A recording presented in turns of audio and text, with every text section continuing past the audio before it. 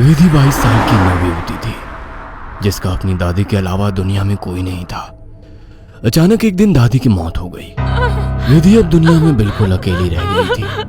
उसके बॉयफ्रेंड सनी के अलावा अब उसका इस दुनिया में कोई सहारा नहीं था।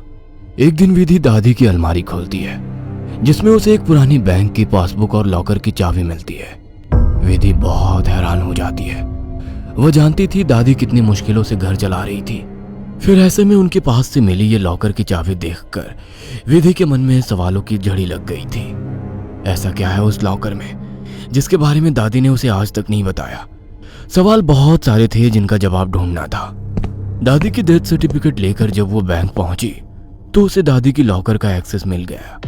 उत्सुकतावश उसने लॉकर खोला तो उसमें सिर्फ उसे कुछ कागज दिखाई दिए। विधि कागज लेकर घर लौट आई। उन कागजों के मुताबिक मंथनपुर में एक बड़ी हवेली दादी के नाम थी। इतनी बड़ी हवेली है दादी के पास और हम सालों से इस 2 कमरे के किराए के मकान में जी रहे हैं। ऐसा क्यों किया दादी ने? खैर जो भी बात हो, अब तो ये हवेली मेरी है। मैं कल ही मंथनपुर के लिए निकलती हूँ। अगले ही दिन वो मंथनपुर के लिए निकल गई थी। बड़ी अजीबोगरीब सी जगह थी ये। मेन रोड से हवेली की तरफ जाने वाली सड़क बिल्कुल सुनसान थी। गाड़ी तो क्या, पैदल चलता हुआ भी कोई इंसान नहीं दिख रहा था। सड़क पर गहरा सन्नाटा पसरा हुआ था। सड़क के दोनों तरफ घने ऊंचे पेड़ लगे थे। इतने पेड़ पौधे होने पर भी वहां किसी भी पक्षी का कलरव नहीं था। कोई जानवर नहीं। धीरे धीरे अंधेरा हो रहा था। सड़क किनारे लगे घने पेड़ अब जंगल की तरह दिखाई पड़ रहे थे। सड़क पर फैली खामोशी अब विधि को डरा रही थी। कुछ ही देर में वो पैदल चलते हुए हवेली तक पहुंच गई थी। हवेली काफी पुरानी दिखाई पड़ रही थी। ऐसा लगता था कि सालों से वहां किसी ने पैर ही नहीं रखा। हवेली के 500 मीटर के दायरे में गिने चुने ही मकान थे और जो थे वो भी खाली पड़े हुए थे। विधि के मन में कुछ अजीब सी उथल पुथल मची हुई थी। मेन गेट खोलकर वो हवेली के अंदर पहुंच गई।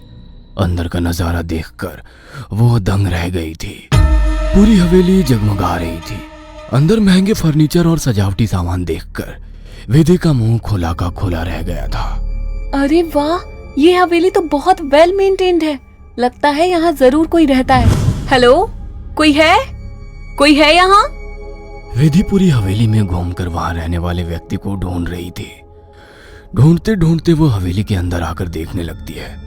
तभी एक बूढ़ी औरत ना जाने कहां से विधि के सामने आ जाती है। बूढ़ी के चेहरे पर गहरी झुर्रियां थी और कमर झुकी हुई थी।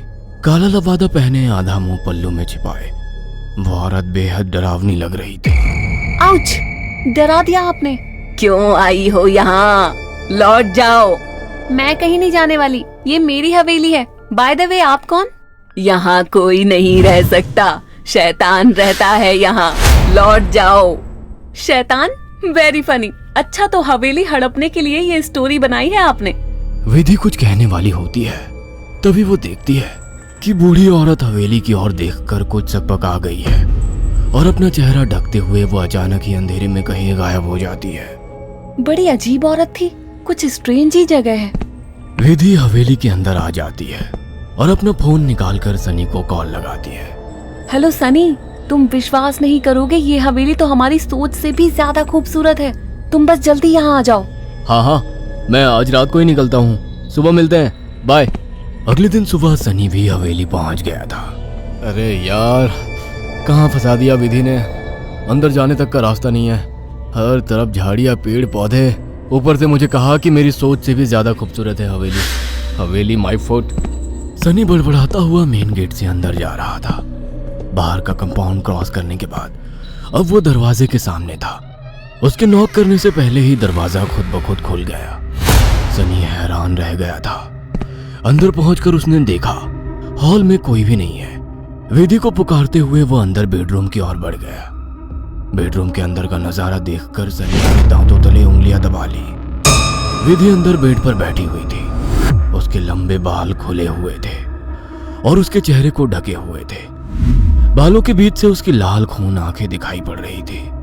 दोनों हाथ और पैरों की मदद से वो बेड पर ऐसे बैठी हुई थी मानो कोई जानवर हो। उसकी खूबसूरती गुलाबी त्वचा जगह जगह से कटी थी और सफेद पड़ गई थी। विधि को देखकर सनी जोर से चिल्लाया, विधि, ये क्या हो गया तुम्हें? सनी की बात सुनकर विधि ने डरावने अंदाज में गर्दन टेढ़ी की। अब उसके चेहरे पर से कुछ बाल हट गए थे। वह भयानक आवाज के साथ हंसने लगी। उसके मुंह से किसी जानवर की तरह लार गिर रही थी। अचानक ही वह पूरी ताकत से चिल्लाई। विधि के बाल हवा में उड़ रहे थे और चेहरा चीखते हुए और भी भयानक होता जा रहा था। काले दांत और सफेद पड़ चुकी आंखें आकार में बड़ी होती जा रही थी।